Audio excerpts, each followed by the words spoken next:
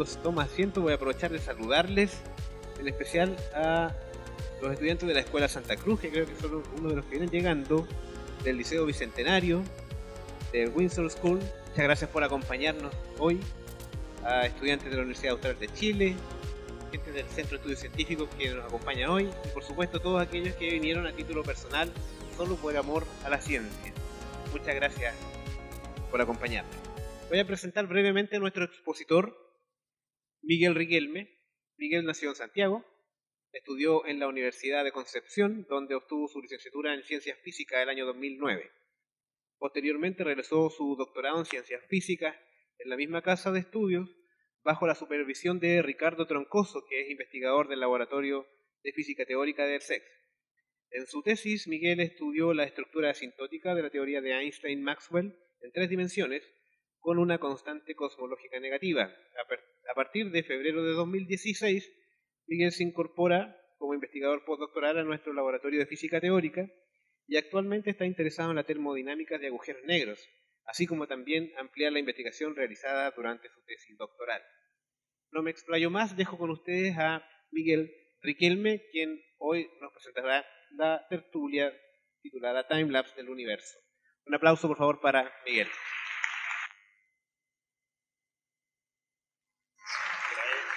¿Aló? ¿Está bien?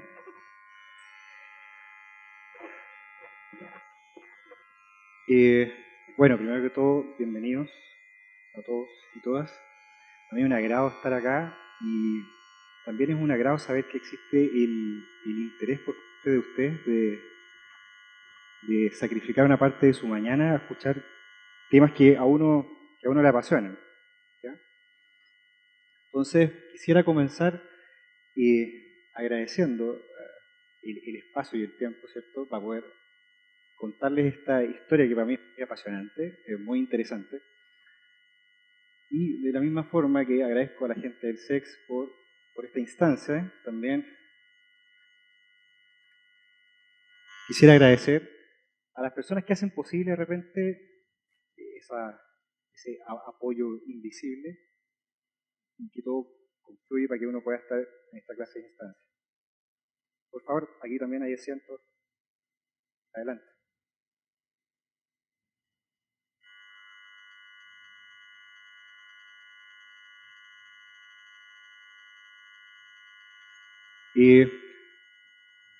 Bueno, a grandes rasgos lo que voy a hablar hoy día es la historia de cómo fue evolucionando conceptualmente esta pregunta que es inherente al ser humano. La pregunta es, ¿cuál es, qué parte formamos nosotros del universo? ¿Ya? ¿Qué es el universo? ¿Cómo se formó el universo? ¿Cuál es el destino del universo? ¿Ya? Es una pregunta tan antigua como la cultura humana. Y dependiendo del lugar del mundo en donde la cultura se asentó, las tribus o pequeñas, los pequeños grupos de personas, ¿cierto? Todos tenían historias y tenían distintas explicaciones acerca de cómo había sido el origen del mundo y el origen del universo, ¿ya? Lo que se denomina la cosmogonía. Entonces voy a comenzar partiendo con una motivación. Luego voy a comentar un poco de historia en el contexto de cómo se llegó a la concepción actual, cómo se llegó a lo que tenemos hoy en día, que es un marco teórico, ¿cierto? Que es la teoría del Big Bang. Antes de llegar a eso, voy a comentar algunos problemas y paradojas. Voy a hablar muy superficialmente acerca de la teoría de la relatividad general y voy a finalizar con modelos cosmológicos, ¿ya? Y no hay duda de que cada uno de estos temas da para hablar durante muchas horas quizás, así que traté de hacer lo posible por captar lo importante sin perder la gracia, ¿ya?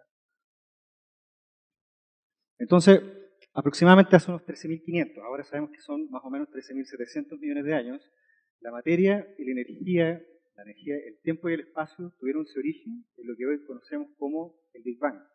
Entonces, relato estas características fundamentales de nuestro universo es lo que denominamos física. Este es un pequeño extracto del libro de Animales a Dioses de Yuval Noah Harari, un libro muy bueno, se lo recomiendo.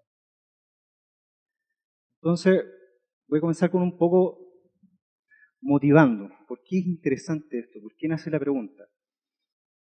Me topé hace poco, un par de semanas atrás, en un libro de Steven Weinberg, se llama Los 3 primeros minutos del universo, donde él planteaba esta motivación. Yo dije, esto es genial para la presentación. Se llama El gigante y la vaca.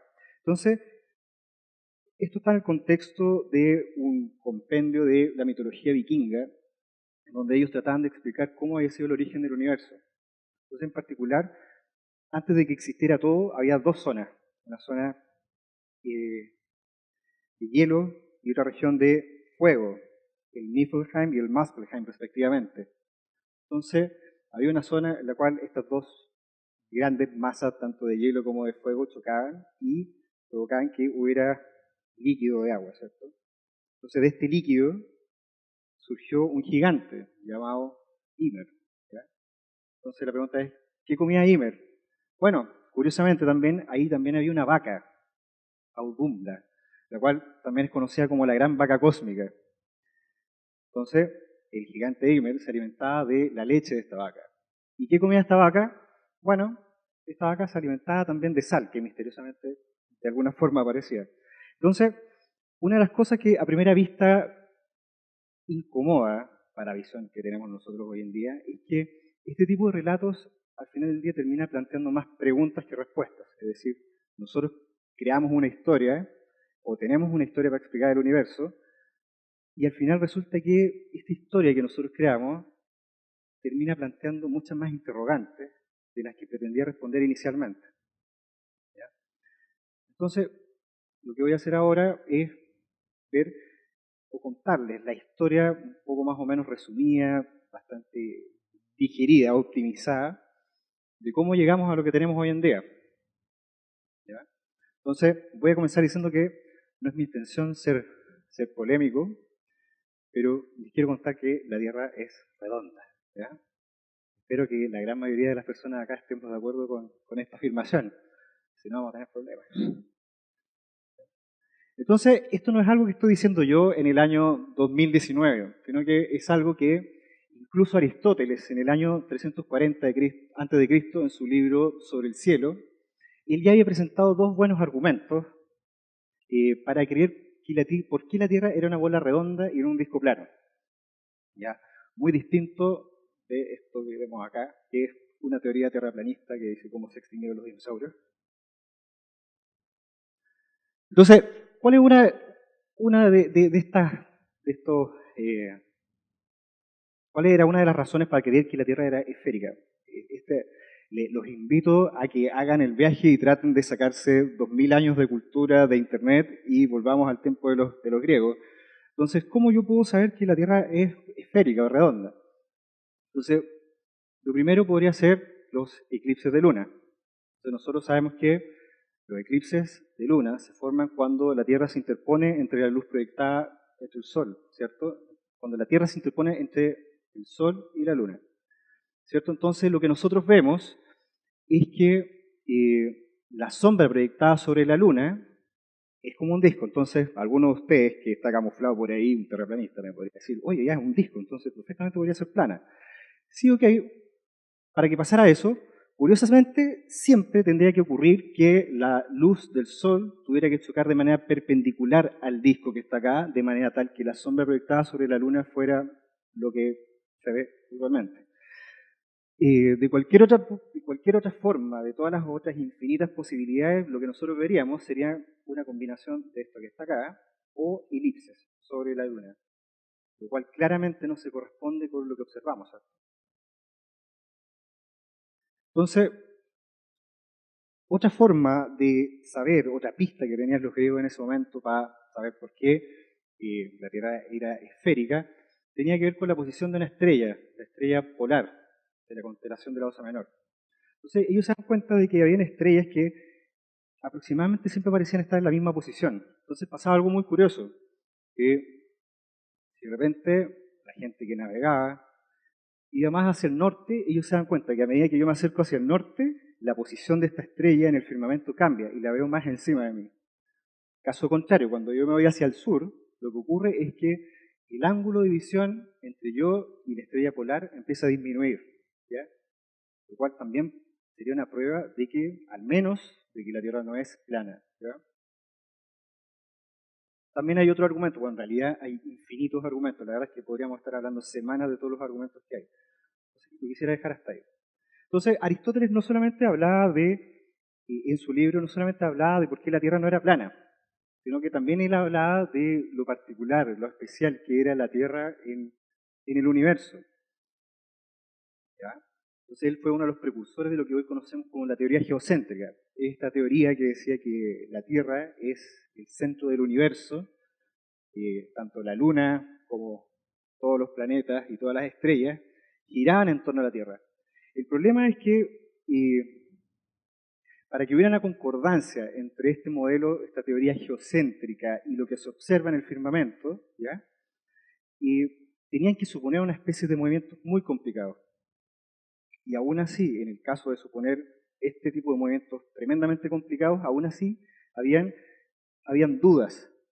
Habían movimientos que no eran explicados por la teoría geocéntrica y también habían variaciones en la intensidad de la luz de los planetas, por ejemplo, que no podían ser explicados en este contexto. ¿Ya? Sin embargo, esta teoría prevaleció. Ya en el siglo II, en su obra Almagesto, Ptolomeo presentó la forma más acabada y compleja de geocentrismo. Entonces, él supuso este tipo de movimiento. Entonces, eso es lo que tendría que pasar para poder explicar lo que uno ve en el firmamento. Y aún así, tenía problemas. Ahora, bien, en este momento, la Iglesia cristiana estaba muy de acuerdo con este tipo de visión, ¿ya? De que la Tierra formara un lugar especial dentro del universo, porque, como ustedes saben, la Tierra era la creación de Dios y por lo tanto tenía que ocupar un lugar especial en el universo. No podía ser cualquier cosa.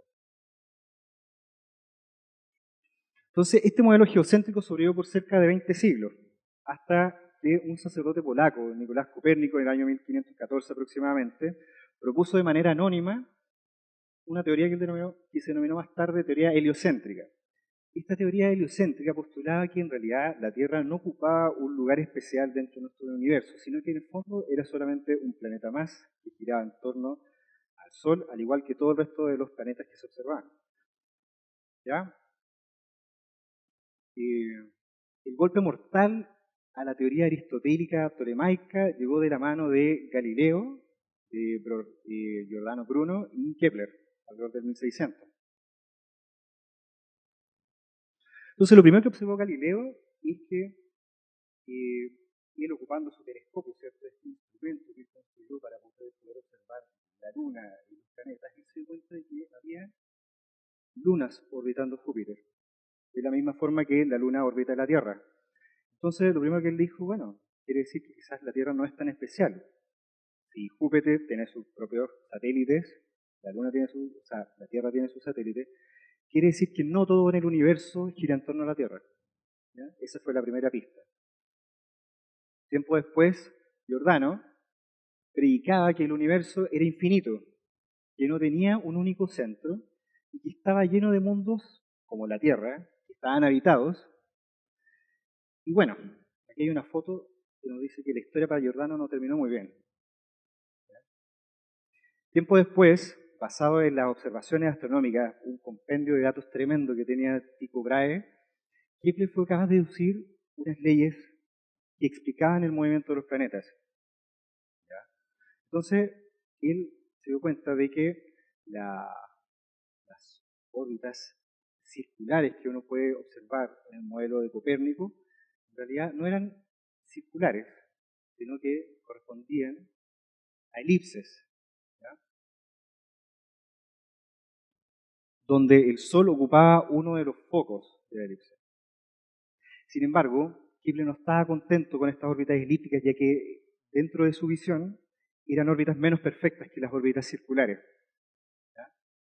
Y además, él estaba muy preocupado porque la verdad es que los datos calzaban, podían explicar la variación en la intensidad de la luz de los planetas, se explicaban todos los movimientos, pero la verdad es que él no tenía idea por qué pasaba esto. Solamente él sabía que cuadraba, pero no sabía por qué. ¿Ya? Entonces, en este tiempo, no solamente la gente observaba los planetas y las estrellas, sino que también había otro tipo de fenómeno astronómico, ¿cierto?, que ocurría y el cual estaba cargado de una mitología bien fuerte, que tiene que ver con los cometas. Generalmente los cometas siempre se asociaban a presagios de algo. ¿Ya? En particular, el presagio era terrible para los reyes, ya que anunciaba su muerte. Es así como en el año 1682 el sobrevuelo de un cometa sobre Inglaterra causó pánico. En este contexto, Edmund Halley, ¿cierto?, que sabrán del cometa Halley, fue a consultar a uno de los grandes científicos de la época acerca de cuál era la ley matemática o cuál era la ley física que regía el movimiento de estos tipos, de los cometas. Entonces Newton llegó y le dijo simplemente, bueno, el cometa tiene una órbita elíptica que va como el cuadrado, como el inverso del cuadrado de la distancia, y eso es todo. Edmund Halley le pregunta, ¿y cómo sabes eso? Y Newton le dice, porque ya lo calculé hace rato.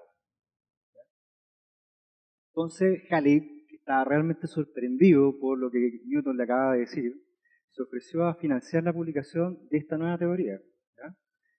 La publicación de esta nueva teoría llegó a lo que hoy conocemos como los principios de matemática, y debe ser una de las obras científicas más importantes de todos los tiempos, según yo. ¿Ya? En este compendio, en este gran libro, Newton no solamente sienta las bases de lo que hoy en día es el cálculo diferencial, el cual más de ustedes deben haber sufrido con eso, sino que también explica cómo es que se mueven los cuerpos en el espacio y en el tiempo. ¿Ya? Entonces, él plantea una ley, que él denominó la ley de la gravitación universal. ¿Qué es lo que nos dice esta ley? Esta ley nos dice que la fuerza con la cual dos cuerpos se atraen es directamente proporcional a las masas de los cuerpos que están en juego, ¿cierto? Y es inversamente proporcional al cuadrado de la distancia que los separa. Donde esta cosa que está acá, esta g, es solamente una constante de proporcionalidad. ¿Ya? Entonces, si uno hace el ejercicio y trata de intersectar esta ley de la gravitación con los otros principios matemáticos que plantea, se da cuenta de manera inevitable que las órbitas de los planetas alrededor del Sol son elipses. Dicho sea de paso, este es un ejercicio que hicimos con los chicos del programa de científicos por un mes durante el verano. Así que de ahí saqué la idea de hablar de esto. Entonces, según esta ley, la fuerza de gravedad hace que la Luna se mueva en una órbita elíptica alrededor de la Tierra y a su vez hace que la Tierra y los planetas sigan trayectorias elípticas alrededor del Sol. Entonces, hasta ahora, parece que todo va súper bien, parece que todo cuadra. Sin embargo, había una serie de problemas que la ley de la gravitación universal, que era lo mejor que teníamos en ese momento, no podía explicar. Entonces, en particular, si uno parte de la teoría de Kepler, ¿cierto?, donde tiene que los planetas siguen órbitas elípticas y fijas alrededor del Sol, donde el Sol ocupa uno de los focos de la elipse, donde este punto que está acá, que es el punto que se define como el perihelio, que es el punto más cercano al Sol. Si uno asumiera que la ley de la gravitación de Newton es correcta, entonces esta elipse siempre, el movimiento del planeta alrededor del Sol siempre debería ser el mismo. Sin embargo, ya en el año 1849, el astrónomo francés Le Verrier se descubrió que había un cambio en este punto, en el tiempo. Es decir, el perihelio de Mercurio en este caso no siempre estaba ubicado en la misma posición, sino que iba evolucionando en el tiempo. ¿Ya? Una figura parecida a esta. Ahora bien, Le Verrier lo primero que pensó, dijo, bueno, si la ley de la gravitación de Newton es correcta, entonces la única forma de poder explicar esta anomalía en el perihelio de Mercurio es suponer que existe un planeta entre Mercurio y el Sol, de manera tal que su atracción gravitacional sobre Mercurio haga que esta elipse, esta acá, que es fija, esté consecutivamente en el tiempo de esta forma. ¿Ya? Ahora bien, Le Verrier tenía grandes razones para hacer esto con mucha confianza, ya que él fue el astrónomo que descubrió el planeta, creo que fue Urano o Neptuno, no recuerdo bien, pero lo descubrió asumiendo el mismo método. él se dio cuenta de que había una anomalía en la órbita de Urano o Neptuno. Entonces él dijo, bueno, esa anomalía en esta órbita tiene que deberse a la existencia de algún otro cuerpo masivo grande. Y es así como fue que descubrió un planeta. Entonces él quiso replicar el éxito, lo quiso replicar con Mercurio. Sin embargo, ese planeta nunca fue observado. Este supuesto planeta que está ubicado entre el Sol y Mercurio lo denominó Vulcano, y es un planeta que se buscó durante muchos años y nunca lo encontraron. ¿Ya? Porque no existe. Entonces, más aún, no solamente la teoría de la gravitación de Newton tenía problemas desde el punto de vista de las observaciones, ¿cierto? Desde el punto de vista de lo que observamos, el problema, la anomalía en la órbita de Mercurio, sino que también plantea cosas que eran mucho más profundas, plantea paradojas. Las paradojas suenan terribles. En particular, existe la paradoja de Bentley. La paradoja de Bentley nos dice, si la gravedad es una fuerza atractiva, entonces, ¿por qué, asumiendo que nuestro universo es infinito, por qué no toda la materia del universo está concentrada en un solo punto? ¿Cierto? Tiene mucha lógica. Entonces, la respuesta que dio Newton fue, bueno, la única manera de crear un universo que sea estable es tener un conjunto uniforme e infinito de estrellas. Entonces, yo me imagino que es como si la gente que está, ustedes que están aquí presentes, todos se empezaran a tirar entre todos, de manera tal que las fuerzas entre todos ustedes se anularan y estuvieran siempre estáticos. Esa era la solución que planteaba Newton. ¿Ya? Sin embargo, Newton era un tipo muy inteligente y sabía que este argumento era tremendamente débil. ¿Y débil por qué?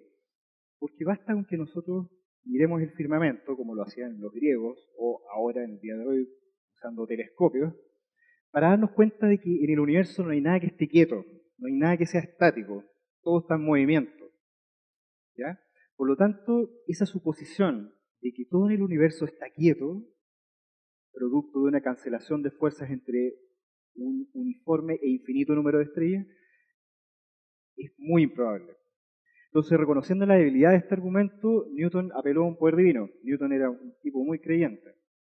Y él dijo, bueno, de vez en cuando Dios tiene que pegarle una ayudita al universo, ¿ya? Para impedir que se desmorone. Ahora bien, sin embargo, no es la única paradoja que plantea. La siguiente paradoja es la paradoja que es más conocida como la paradoja de Olbers, a pesar de que ya había sido planteada antiguamente, y tiene que ver con una observación a primera instancia que puede sonar casi inocente. Una pregunta tan inocente mantuvo de cabeza a físicos y filósofos durante muchos años. Y la pregunta es, ¿por qué el cielo de noche es negro? No sé si alguno de ustedes se lo había preguntado en algún momento. Si nosotros asumimos que, bueno, nosotros sabemos que la luz del día, el día cierto existe porque la luz del sol no llega a nosotros. Entonces ahora asumimos que el universo está lleno de infinitas estrellas. Por lo tanto, en la noche yo podría apuntar en cualquier dirección, ¿cierto?, en el cielo, y en la dirección en la cual yo apuntara, siempre habría una estrella enviándome su luz, ¿cierto? Por lo tanto, asumiendo eso, el cielo de noche debería estar ardiendo, debería estar, ¿cierto? Debería ser siempre de día o quizás una versión más apocalíptica de lo que estoy diciendo sería lo que se ve acá. Entonces, el mismo Olbers aventuró a dar una respuesta a esta paradoja. Entonces, él dijo, bueno, entonces debe haber alguna especie de polvo estelar al medio que esté interponiéndose entre la luz de esas infinitas estrellas. ¿Ya? Sin embargo, esa no es la respuesta, ya que si asumimos que el universo ha existido durante un periodo de tiempo infinito, es decir, que todo ese polvo estelar que está ahí entre medio de nosotros y esas infinitas estrellas, durante un periodo infinito de tiempo, debería haber estado recogiendo esa cantidad infinita de luz. Por lo tanto, inevitablemente, llegaría un momento en el cual esa nube de polvo debería estar incandescente, debería estar ardiendo en el cielo nocturno. Por lo tanto, la respuesta a la paradoja de Olbers no era que existen nubes de polvo entre medio. ¿Ya? Entonces, ¿quién fue el héroe capaz de resolver esta paradoja? Y es aquí donde la respuesta viene de las personas menos esperadas. La primera persona que fue capaz de dar una respuesta a esta paradoja fue ni más ni menos que El Señor de la Noche y los Cuentos de Terror, Edgar Allan Poe. En su libro Eureka, un poema en prosa del año 1847, él escribió: la única manera, por tanto, de explicar en estas condiciones los vacíos que encuentran nuestros telescopios en incontables direcciones es suponer que la distancia de este fondo invisible es tan prodigiosa que ningún rayo de luz ha podido nunca llegar hasta nosotros. ¿Ya? Dicho sea de paso, Edgar Allan Poe era un amante también de la ciencia. Tengo entendido que era matemático, no era muy conocido por eso, pero se dedicaba a eso también. Entonces, la única forma de evitar un cielo nocturno tan brillante como la superficie del Sol sería suponiendo que las estrellas no han brillado desde siempre. Es decir, hubo un momento en el pasado en el cual las estrellas se encendieron. ¿Ya? Entonces, esto plantea la siguiente pregunta. ¿Qué podría provocar que las estrellas se hubieran encendido en su momento? Y es aquí donde tuvimos que esperar un poquito, hasta el año 1915, donde Einstein escribe y publica la teoría de la relatividad general, que hasta el día de hoy yo creo que debe ser una de las teorías más exitosas, ya que constantemente ha estado sometida a pruebas. ¿Ya? Entonces, básicamente lo que establece las ecuaciones de Einstein que están acá, que están escritas de una forma muy sintética, muy condensada, nos dice que una distribución de energía afecta a la geometría del espacio-tiempo. Entonces, plantea una especie de relación entre estos dos entes. ¿Ya? Entonces, como les decía, esta es una de las teorías más chequeadas que existen. En particular, fue comprobada experimentalmente por Sir Arthur Eddington en el año 1919. Él tuvo que tomar un barco y partir desde Londres hacia África a observar un eclipse. Y cuando ocurrió este eclipse, él se dio cuenta de que había un cambio en la posición aparente de las estrellas cuando el Sol pasaba por delante. Es decir, él vio cómo era el firmamento antes del eclipse, luego esperó a que ocurriera el eclipse, fue de nuevo a mirar y dijo: oh, hay un cambio en la posición aparente de las estrellas. ¿Cómo se explica esto dentro del contexto de la relatividad general? Es que la presencia del Sol curva el espacio-tiempo. Y lo que hace la luz de las estrellas que están más atrás simplemente es seguir esa desviación. ¿Ya? Entonces, es así como esta teoría fue demostrada o comprobada experimentalmente. Otro acierto que tuvo esta teoría y que también causó mucho alivio en Einstein, él mismo lo dice en alguna de sus notas, que experimentó un estado de relajo absoluto durante varios días, cuando se dio cuenta de que su teoría daba cuenta del problema en la anomalía de Mercurio. Ahora bien, esta teoría no solamente cumple con ciertos éxitos experimentales, sino que también tiene un poder predictivo. Es decir, la teoría no solamente explica lo que se observa, lo que hay, sino que también al mismo tiempo es capaz de predecir fenómenos desconocidos hasta ese momento. Entonces, en particular, tenemos que predijo la existencia de las ondas gravitacionales, las cuales fueron detectadas hace un par de años atrás. Y también predice la existencia de unos objetos muy extraños, que para mí deben ser uno de los fenómenos más increíbles de la naturaleza, que son los agujeros negros, ¿cierto? Son regiones del espacio-tiempo que tienen una atracción gravitacional tan fuerte que ni siquiera la luz puede escapar. Entonces, de la forma en que escribí las ecuaciones de Einstein, uno diría, bueno, el universo evoluciona con el tiempo. ¿Cuál es la complejidad? ¿Cuál está el problema? Si ya tenemos una teoría que explica lo experimental, es capaz de predecir cosas, ¿por qué no lo aplicamos al universo?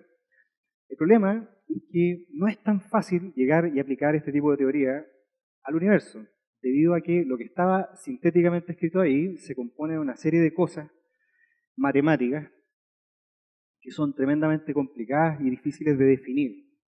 ¿Ya? Entonces, en particular, tenemos el lado derecho de la ecuación, este elemento que está acá, se denomina el tensor de energía-momento, que nos dice cómo es la distribución de la energía en el espacio, y lo que está al lado izquierdo, que es el tensor de Einstein, que a su vez está compuesto del tensor de Ricci, el escalar de curvatura, que a su vez está compuesto de estas cosas que están acá, que se llaman los símbolos de Christoffel. En fin, hay una cantidad de matemáticas metida en esto que es impresionante. Entonces, ustedes ya pueden adquirir un sabor de lo difícil que debe ser resolver esta cuestión cuando uno quiere resolver o estudiar el universo. Entonces, en este tiempo apareció un ruso llamado Alexander Friedman, tipo muy inteligente. Dijo, bueno, yo quiero usar las ecuaciones de Einstein para explicar la evolución del universo en el tiempo, entonces me parece sensato partir de una hipótesis, ¿ya? Entonces lo que él supone es, voy a suponer que el universo es igual en todas las direcciones, lo cual a priori tiene sentido, ¿cierto? Si uno mira el firmamento en una ciudad que tenga muy poca contaminación lumínica, uno se da cuenta que, independientemente de la dirección en donde uno mire, más o menos la distribución de estrellas es la misma, entonces tiene sentido asumir que el universo es isotrópico en ese es el nombre técnico, ¿ya? Y si uno asume que el universo es isotrópico, es decir, que luce igual en todas las direcciones, se tiene que esto es cierto si observamos el universo desde cualquier otro lugar. Es decir, si yo estoy aquí en mi galaxia personal, miro para allá, veo que el universo es igual en todas direcciones, luego me voy hacia mi otra galaxia personal, me paro en otra galaxia que está separada de la galaxia de allá, y miro y veo exactamente lo mismo. Eso quiere decir, en el lenguaje técnico, tendría que ser que el universo es isotrópico y homogéneo. Entonces, él consideró estas suposiciones, las metió de vueltas en las ecuaciones de Einstein, y él lo que descubrió fue increíble. Él descubrió que el universo no es estático, ¿ya? Sino que el universo está en movimiento. Hasta ese momento no había especificado si el universo estaba en expansión o en contracción, pero él dijo que el universo no es estático. Años después, un físico belga fue un poquito más lejos en las suposiciones y él dijo, ok, voy a proponer un universo que está en expansión, que esta expansión no tiene un centro y que además tuvo un principio. Entonces, el nombre de esta teoría fue la teoría del átomo primigenio. Cuando él tomó toda esta información y la devolvió en las ecuaciones de Einstein, él fue capaz de deducir teóricamente que las galaxias se alejan con una velocidad que es proporcional a la distancia entre ellas. Sin embargo, Georges Lemaitre experimentó un gran rechazo por parte de la comunidad científica. O sea, imagínense la herejía de haber propuesto que el universo tenía un comienzo, siendo que toda la comunidad científica pensaba que el universo había existido desde siempre, era estable y eterno. Lo que más molestaba era que el concepto del inicio del universo tenía un cierto sabor a creación, a religión, a Dios. Dicho sea de paso, dicho sea de paso, Lemaitre era sacerdote. Entonces eso no le ayudaba absolutamente en nada. No le ayudaba en nada a tal punto de que el mismísimo creador de la teoría decía, ok, tus cálculos son correctos, pero la física que estás planteando es abominable. Entonces en ese contexto, Albert Einstein era tan creyente de que el universo tenía que ser estable y perdurable en el tiempo, que para evitar que el universo se expanda, introdujo a mano un término en sus ecuaciones. Este término que está acá, estaba acá, y se llamó más adelante la constante cosmológica. Entonces, el rol físico que tenía esta constante cosmológica era neutralizar el poder atractivo de la gravitación. ¿Ya? Años después, Albert Einstein renegaría de la introducción de este término en sus ecuaciones y diría que fue el error más grande de su vida. Tiempo después, la evidencia experimental recogida por el astrónomo Edwin Hubble apuntó a que efectivamente las galaxias parecían estar alejándose de ellas las unas a las otras y que seguían una ley bastante simple. Básicamente decía que la distancia cumplía una especie de proporcionalidad muy simple, casi como una recta de hecho. Entonces, es decir, lo que quiero decir es que la velocidad de separación de las galaxias era proporcional a una constante que se denominó la constante de Hubble, multiplicado por la distancia. Es una simple multiplicación. En ese momento, habían dos grandes candidatos para explicar todo esto. Por una parte estaba la teoría de Lemaitre, y por otra parte también estaba una teoría que se llamaba la teoría del estado estacionario. Lo que proponía esta teoría era que, ok, las galaxias se alejan, pero dentro de un universo estático. Entonces eran dos concepciones filosóficas completamente distintas. Uno decía que el universo tuvo un comienzo y la otra decía que el universo siempre había existido, pero que sin embargo continuamente se iban creando estrellas y galaxias en el intermedio, ¿cierto? Es así, y curiosamente, que Fred Hoyle, que era uno de los principales precursores de la teoría del estado estacionario, en una entrevista con la BBC de Londres, acuñó la teoría de Lemaitre como el Big Bang. Es decir, el nombre por el cual nosotros ahora conocemos esta teoría del átomo primigenio fue acuñada por una de las personas que estaban contra esa teoría. Lo cual no deja de ser irónico. Entonces, ¿cuál es la teoría correcta? George Gamow y su estudiante Alpher habían calculado que si efectivamente el universo tuvo algún comienzo, nosotros deberíamos ser capaces de detectar el eco de esa explosión, los remanentes de esa explosión, lo cual tiene cierto sentido, ¿cierto? Es así como en el año 65, Penzias y Wilson, cuando estaban tratando de apuntar sus instrumentos al cielo, estaban haciendo otra cosa, nada que ver. Ellos nunca estaban buscando esto, no estaban ni siquiera al tanto de que existía esta cosa. Ellos eran radioastrónomos, estaban trabajando calibrando un medio de comunicación con satélites artificiales en órbita, y de repente se dieron cuenta de que había un ruido de fondo, de que había una señal y no tenían idea a qué atribuir esa señal. Lo primero que pensaron era que había excremento de pájaro en sus instrumentos. Tiempo después se dieron cuenta de que existía todo un grupo de estudio enfocado y motivado buscando esta radiación residual. Entonces, Penzias y Wilson se dieron cuenta de que durante la noche, independiente en el lugar al cual yo apunte mis instrumentos, la radiación o el ruido que estoy persiguiendo es exactamente el mismo. Entonces ahí recién cayeron en cuenta de que lo que ellos estaban detectando al final del día era esa radiación tan buscada por Gamow y Alpher. Es decir, ellos habían encontrado el eco del Big Bang. Esto era la prueba irrefutable de la teoría del Big Bang.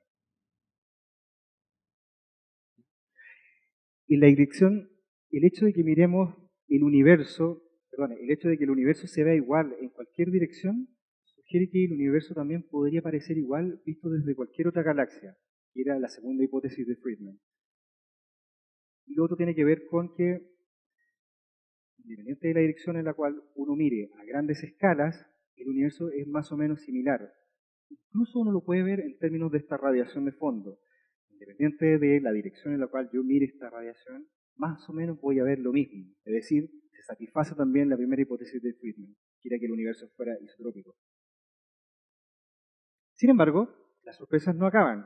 Y es así como entre el año 1989 y 1994, un grupo de astrónomos chilenos y estadounidenses estaban estudiando supernovas, es decir, el brillo. Esta es la imagen, un GIF real de una supernova. ¿Ya? Entonces, ellos estaban estudiando este tipo de explosiones, idearon un método para poder determinar distancias basado en la luz emitida por estas cosas. Esta técnica permitió descubrir que el universo no solamente se está expandiendo, ya, antes se pensaba que el universo se está expandiendo, pero ellos no solamente determinaron experimentalmente que el universo se está expandiendo, sino que, no sé si la palabra correcta es peor aún, pero peor aún, el universo se está expandiendo de manera acelerada. ¿Ya? Entonces la pregunta que cae de cajón es, ¿cuál es el misterioso ingrediente que hace que esto ocurra?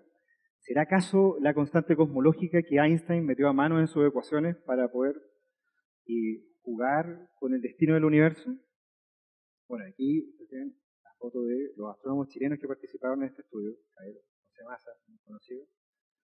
Posteriormente, los otros tres científicos estadounidenses, en el año 2011, creo, se ganaron el premio Nobel por este descubrimiento, la expansión acelerada del universo. Sin embargo, lo mejor que nosotros tenemos hasta ahora tiene ciertos problemas. La teoría del Big Bang es una teoría clásica y como tal no puede explicar todo lo que observamos. Entonces, en particular, existen a lo menos dos problemas que son curiosos y son terribles en este contexto. Uno es el problema del horizonte, que fue planteado por Rindler en el año 56. Dice que la temperatura del universo es aproximadamente la misma en cualquier dirección que miremos. Eso se entiende aquí en el mono de acá. Uno, en la dirección que mire, aproximadamente, la temperatura tiende a ser la misma. Entonces uno se pregunta, uno se plantea, ¿cómo es posible que dos puntos del universo que hayan estado tan lejanos entre ellos y que nunca han estado en equilibrio térmico, es decir, en contacto, cómo es posible que dos cosas que nunca han estado causalmente conectadas puedan tener la misma temperatura? Ese es el problema del horizonte. Y el segundo problema que plantea es el problema de la planitud, propuesto por, señalado, mejor dicho, por Dick en el año 69. Y es que un estudio acabado de los datos proporcionados por nuevos satélites han descubierto algo muy curioso. De todas las geometrías posibles que podría tener nuestro universo, de todas las configuraciones posibles, de las infinitas configuraciones posibles, curiosamente nuestro universo al parecer tiene la más simple de todas. Es muy cercano a un plano. Y ese es lo que se denomina el problema de la planitud. Entonces, ¿cómo resolvemos estos problemas? Y acá, donde entran estos dos caballeros que están acá, es Alan Guth y Andrei Linde, que años después propusieron una teoría como respuesta. En realidad, es una teoría, pero al mismo tiempo es una especie de parche para la teoría del Big Bang. Entonces ellos propusieron una teoría que se llamó inflación, en su primera versión, la cual sugiere que hubo un periodo de expansión exponencial en el universo temprano. Es decir, si usted mira esta foto donde está la evolución del universo, en esta zona de acá, en algún momento, en el universo primigenio, cuando recién estaba formando, tuvo que existir una expansión tremendamente grande del universo. Ahora bien, es muy difícil explicar los detalles técnicos de cómo esta teoría soluciona los problemas del horizonte y de la plenitud, pero es bueno que se queden con dudas para que hagan un poco de trabajo después en la casa.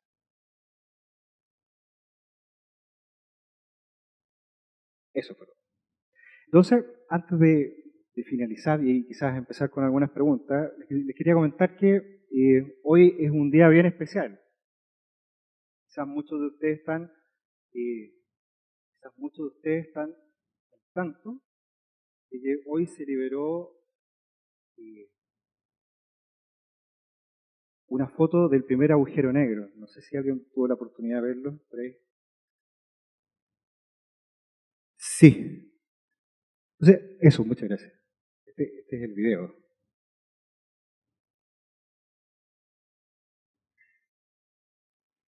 Entonces, en el centro de Virgo existe un agujero negro, está como a 50.000 millones de años luz.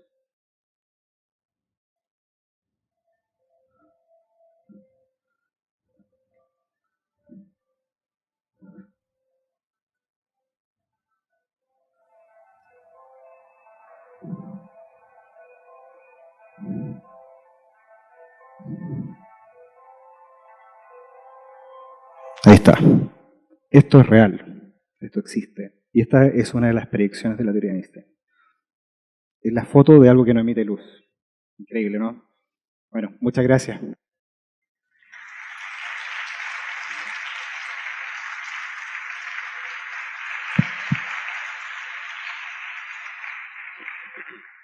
Muy bien, llegó el turno de ustedes de hacer sus comentarios, consultas a Miguel, nuestro expositor. Nada más levantan la mano. Aquí tenemos la primera consulta. Hola. Bueno, yo soy aficionado al tema, no nada que ver con los estudios. Tenía una pregunta que puede ser un poco simple quizás. Hablaste del perihelio, ¿Ok? el momento más cercano de la Tierra al Sol. Sí. ¿Eso en qué fecha es? No tengo idea. Porque no sería como en un equinoccio, ni el 21 de diciembre. ¿Se sabe exactamente cuándo es el momento que pasa a ser? Sí, de hecho, si tú lo buscas en el celular que tienes ahí, te va a aparecer el día. ¿Está esa Sí, información? sí, sí. Ya. Sí, Esa es mi no, pregunta. no es nada oscuro esto, está súper tabulado, los datos existen. No. Ya, perfecto, gracias.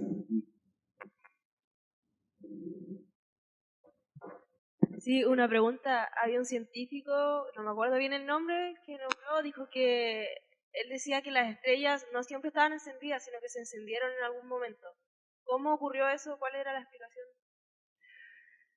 Ya, ahí es una pregunta complicada y generalmente nosotros tenemos teorías que pueden explicar y cómo fueron los procesos. Otra pregunta muy distinta es el por qué. ¿Qué fue lo que dio inicio? Tiene mucho de... Es una pregunta muy escabrosa y la verdad es que es imposible responderla. O sea, ¿cómo es que fue el inicio del universo o por qué fue el inicio del universo? La verdad es que no tengo respuesta para eso. Hay muchas cosas de la naturaleza que nosotros sabemos cómo, sabemos explicarlas, sabemos describirlas, pero no sabemos por qué son así. ¿Ya? Y en particular, el marco de descripción de la teoría del Big Bang es un marco clásico. No toma en cuenta fluctuaciones cuánticas para poder explicar lo que pasó cerca de la singularidad. Que si tú te remontas en el tiempo hacia el pasado, vas a ver que todo nuestro universo se va a empezar a apretar hasta que estaba en un punto muy apretado, la singularidad. Entonces, cuando tú te acercas a ese punto, toda la física que nosotros conocemos empieza a fallar, porque no tenemos una descripción cuántica de cómo funcionaba la gravitación y peor aún no sabemos cuál era la forma matemática ni física de la teoría que regía en ese principio del universo. ¿Cuál es la teoría cuántica? ¿Cuál es la teoría del todo? Entonces, no sabemos cómo describirla. De hecho, hay un límite hasta el cual nosotros podemos mirar hacia el pasado. No sabemos cómo describirla porque todavía no conocemos esa teoría. Y peor aún, y quizás nunca vamos a saber el por qué pasó. Eso es lo que podría señalar al respecto. Uno podría estar mucho rato hablando de eso. ¿Puedo hacer otra pregunta? La última. Si la teoría más aceptada hoy en día es que el universo está en expansión, ¿o no? Sí. ¿Sí? ¿Y quién postuló esa teoría? No me acuerdo. O sea, lo que se señalaba ahí es que, claro, en el año 1998 los astrónomos chilenos y estadounidenses determinaron un proceso, tenían un método para calcular distancias con la posición, con la explosión con la luz emitida por estas supernovas. ¿Ya? Entonces ellos aplicaron algunas técnicas y se dieron cuenta de que nuestro universo no solamente se está expandiendo, sino que se está expandiendo de forma acelerada. ¿Ya? Ahora bien, ¿hacia qué nos estamos expandiendo? La verdad es que no es muy claro. Lo más probable es que sea una expansión plana. Sin embargo, independiente, aún en el caso de que el universo se estuviera contrayendo, no es algo que debería preocuparnos, ya que lleva 13.000 años expandiéndose, lo cual implica que debería tomar otros 13.000 en apretarse. Así que no va a ser nuestro problema, básicamente. Gracias. ¿Ya?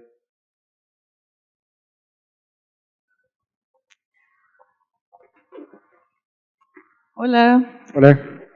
Bueno, yo quería preguntar sobre... Bueno, adelante dijiste que habían dos puntos en el espacio que tenían la misma temperatura por más distancia que estén. Sí. No sé si la teoría de la materia oscura es cierta, pero quizás se deba a eso. La teoría de la materia oscura. Y existen varios conceptos en física que son un tanto nebulosos. Lo que dice la materia oscura tiene que ver con algo experimental que se observa.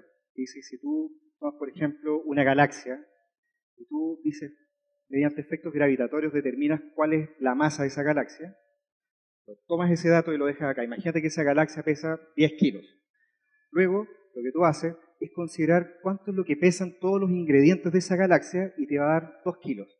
Entonces uno se pregunta, ¿cómo es posible que la galaxia pese 10 kilos si agarro todas las estrellas que están adentro y pesa 2 kilos? Tiene que haber una diferencia, ¿cierto? Que es atribuible a una cosa que nosotros no tenemos idea qué es. Solamente sabemos que tiene efectos gravitatorios, sabemos que no interactúa con la luz y sabemos que no tiene carga eléctrica. Materia oscura porque no sabemos qué es. Pero que sin embargo está ahí. Lo sabemos experimentalmente. Ahora, si la materia oscura sería una respuesta a lo que dices tú, no lo sé. No sé qué contexto, no sé. Tendría que saber de qué manera se está planteando para saber si tiene sentido. Como que si eso, o sea, si todo lo que está en el universo se conecta a través de la materia oscura. Ese era Ya. O sea, tú vas al punto de cuando se logra el equilibrio térmico. O sea, baterías una cosa caliente y otra fría, tienen que estar en contacto para poder lograr el equilibrio térmico. Entonces tú me estás diciendo si acaso ese medio de contacto del fondo es la materia oscura. No tengo idea. Básicamente no lo sé. bueno, gracias. Okay.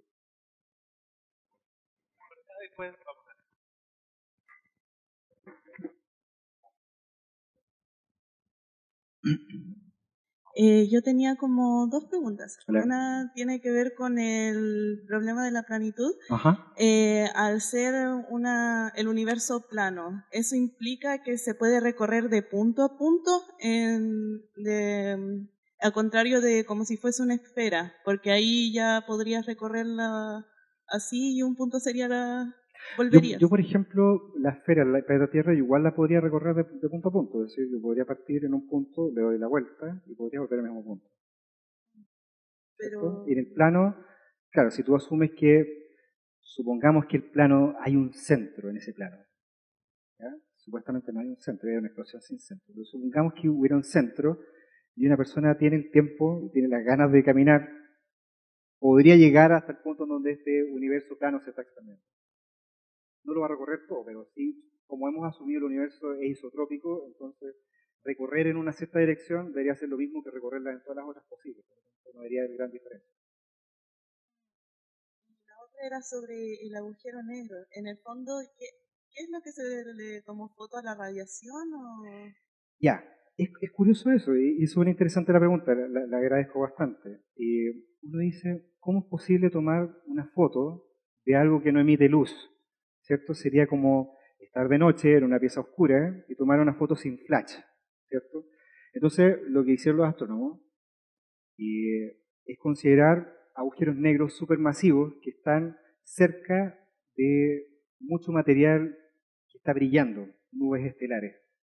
Es la única forma en que nosotros, frente a ese contraste, a ese telón de fondo que está encendido, podamos ver esta sombra que era lo que se mostraba ahí.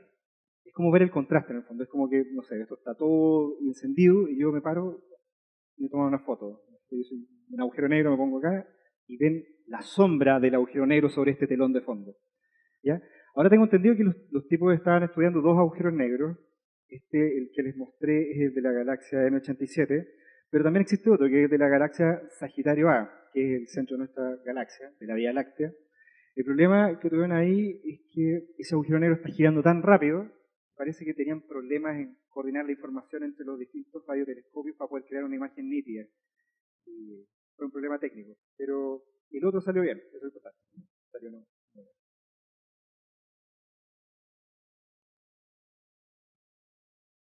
Sí, hola. Hola. Hace 13.7 mil millones de años, ¿cierto? Sí. Se produce el Big Bang.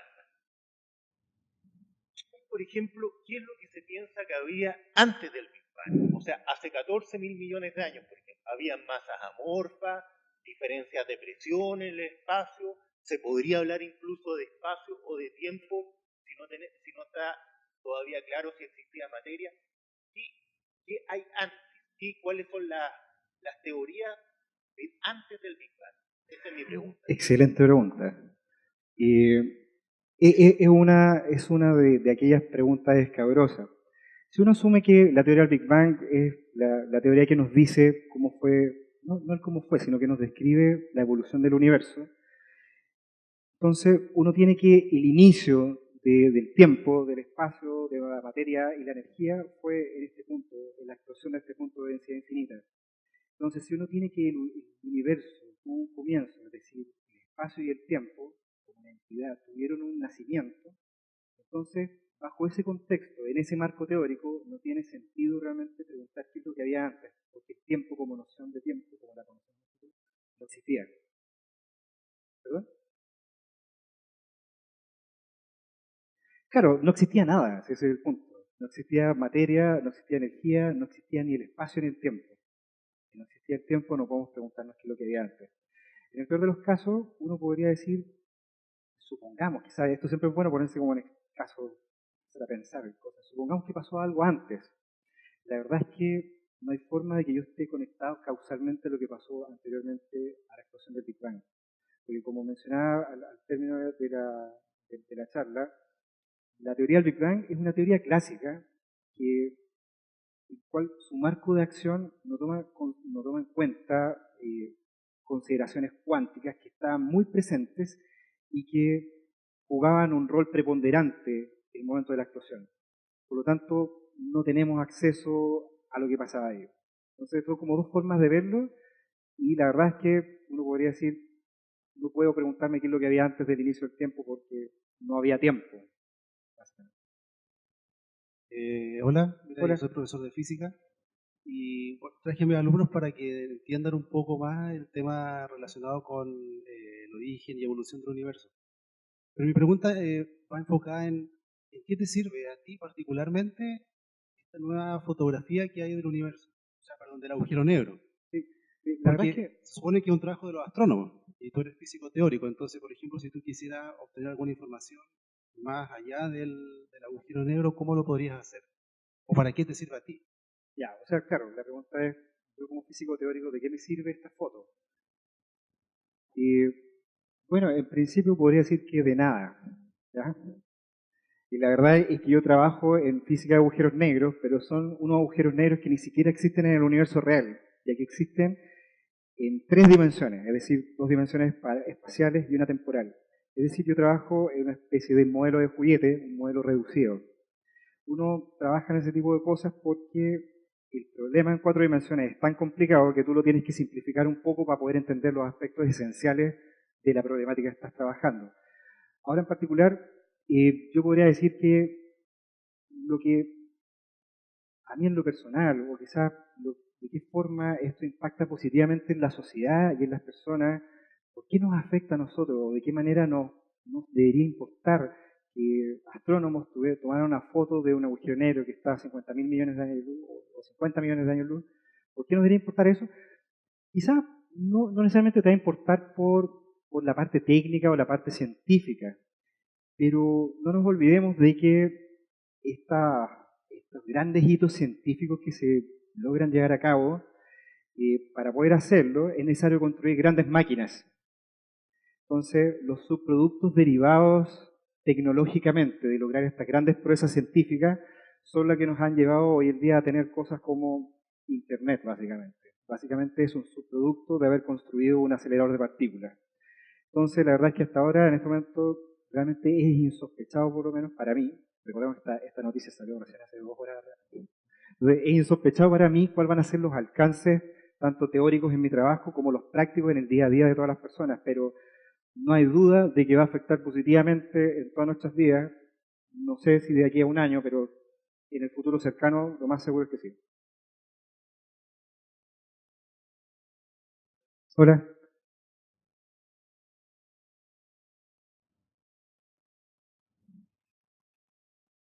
Hola.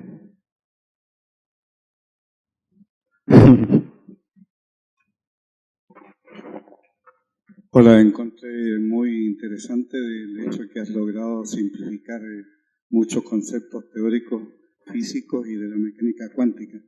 Pero a mí me gustaría si pudiera expresar, digamos, una explicación brevemente sobre algo que creo que no tocaste, fue del hecho de las teorías de Einstein de la curvatura espacio-tiempo, que incluso hubo una gran polémica entre los esposos Curie y Einstein a raíz de eso, y que eso fue resuelto a través de la observación de un eclipse.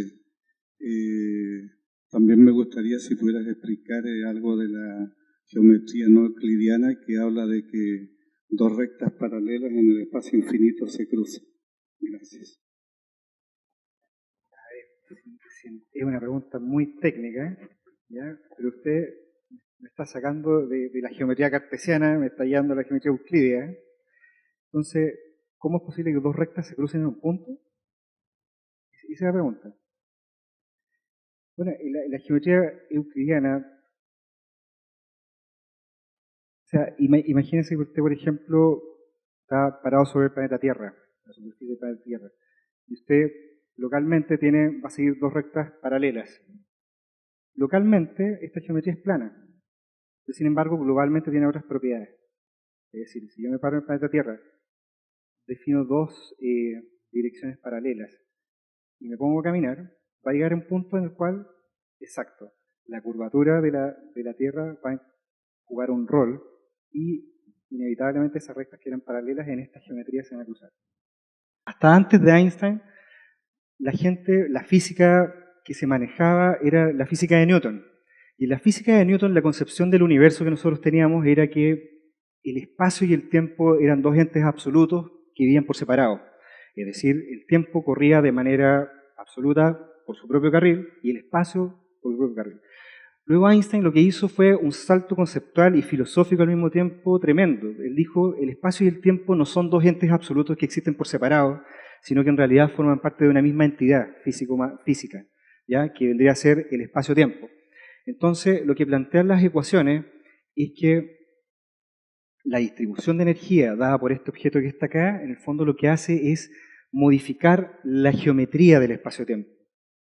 Generalmente esto es como algo que se ve mucho en los colegios, en videos educativos, que ponen como una cama elástica, ¿cierto? Y ponen una bola en el centro, que vendría a ser la distribución de energía, ¿cierto? Entonces uno tiene que, esa bola, de la misma forma que está el GIF acá, va a cambiar la geometría de la cama elástica, ¿cierto? Entonces, si modifico la geometría de la cama elástica, imagínense que yo suelto una hormiga, por ejemplo, dentro de esta cama elástica, y esta hormiga va a empezar a caminar. Ella, sin darse cuenta, va a seguir la geometría, la deformación de la cama elástica producto de esta energía que está acá, ¿cierto? De la misma forma como la hormiga, los rayos de luz van a hacer exactamente lo mismo. En la concepción newtoniana, esta cosa que está acá, este efecto que está acá, no pasaba. Era como poner una bola sobre esta mesa. La geometría de la mesa, de este plano, no va a cambiar porque yo pongo una bola encima. Por lo tanto, yo puedo tomar dos linternas y puedo apuntar hacia allá y los fotones, la luz, va a seguir derecho. Si yo pongo un cuerpo masivo en el contexto de la teoría de Einstein, estoy modificando la geometría. Por lo tanto, la luz va a seguir el camino, la deformación del espacio-tiempo. Gracias. ¿Preguntas?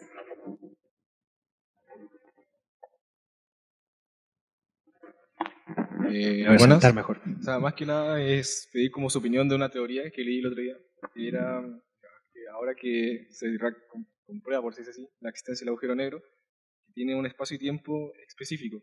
Cada uno tiene su espacio y tiempo específico. Entonces, la pregunta que quería hacerles es que la teoría esta que yo leí decía que qué pasaría si dos partículas conectadas cuánticamente pudiesen, sea posible compartir el mismo espacio-tiempo. Sería la teoría del agujero de gusano. Serían dos agujeros negros en espacios distintos. La verdad creo que no entendí la pregunta. Más que nada pedir la opinión de una teoría que salió hace creo que 4 o 5 años atrás. Hay una teoría que apareció hace 4 años atrás. Sí. ¿Ya? ¿Qué pasó con esta teoría? Y decía la teoría que que como para poder conectar dos agujeros negros, podía hacer la conexión cuántica entre dos partículas y eclosionarlas en distintas partes. ¿Ya? Y así podrían ocupar el mismo tiempo y espacio, solamente que en el centro de esos dos agujeros negros. Mi pregunta es que si usted, ¿qué opina sobre eso? Si podría ser posible o no. Y la verdad es que no estoy al tanto de esa teoría y me gustaría emitir un juicio porque no conozco los detalles. Pero lo que siempre puedo hacer, y de hecho tenía una slide precisamente preparada para eso, no con respecto a tu teoría, para nada, pero yo sé que a veces hay muchas preguntas que se quedan en el tintero y obviamente yo no estoy al tanto de todas las teorías que existen, pero acá, como un acto de buena fe, les dejo mi correo y siempre me pueden dejar la pregunta que ustedes quieran, la bibliografía que quieran, pueden anotar el correo, me pueden preguntar y yo perfectamente puedo leer acerca de eso y podemos conversarlo. En este momento no estoy muy al tanto de esa teoría, entonces no puedo entregarte una respuesta sin caer en la mentira. Prefiero no hacerlo. Vamos a la última consulta. ¿Verdad? Igual como súper, como, no sé si es la pregunta, pero la imagen del agujero negro se ve como un arco abajo que es más brillante.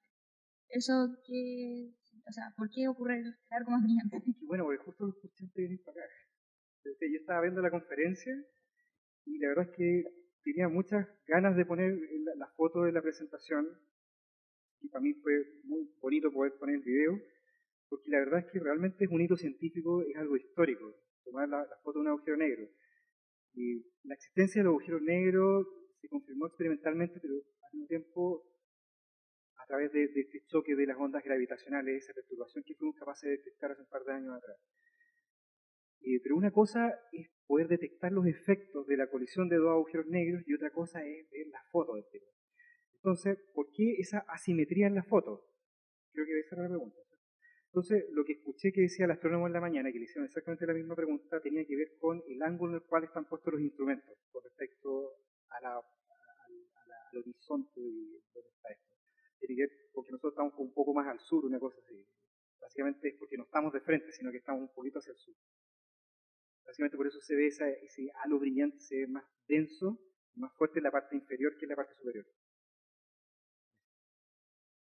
Bien, sé que quedan muchas preguntas en el tintero, queremos igualmente agradecer. Que me escriban, pueden hacerlo, por favor. Tienen acá los datos de contacto de Miguel, así que pueden seguir conversando con él o algunos ahora quizás que quieran seguir dialogando. Sí. Por mi parte, muy agradecido de su asistencia, han estado muy interesantes todas sus preguntas y les queremos dejar abierta la invitación a una próxima tertulia que ya tenemos una fecha preliminar para el próximo mes, la vamos a estar avisando en nuestras cuentas en redes sociales. Muy agradecido, por favor pasen a la Expo Dinosaurio que se va esta semana hasta el sábado y nada, muchas gracias por acompañarnos hoy. Muchas gracias. Un aplauso para Miguel.